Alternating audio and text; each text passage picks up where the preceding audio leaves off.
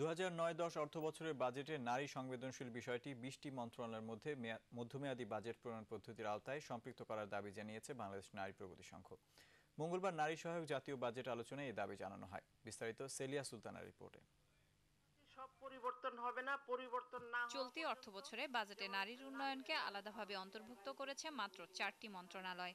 আসছে অর্থবছরে নারী উন্নয়নে মোট বাজেটের 7% বরাদ্দ আর অন্যান্য মন্ত্রণালয়েও বিষয়টি অন্তর্ভুক্ত করার দাবি জানালো নারী প্রগতি সংঘ।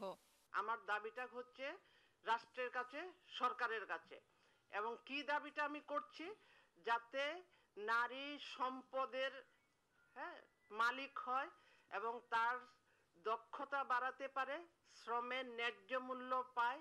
ক্ষুদ্র, মাঝারি ও বড় নারী উদ্যোক্তাদের জন্য পুরুষদের তুলনায় কম সুদে ঋণদান নীতিমালা গ্রহণের জন্য দাবি জানান রোকেয়া কবির।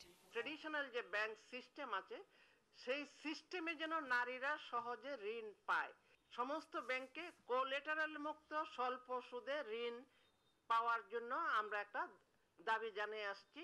শুধু বাজেটে বরাদ্দ বাড়ানোই নয়, সব ধরনের সম্পদে নারীর ক্ষমতা বাড়ানোর উপরও জোর দিয়েছেন নারী প্রগতি সংঘের নেত্রীরা। তবে আমার মনে হয় সেলিয়া সুলতানা, 21 টেলিভিশন, ঢাকা।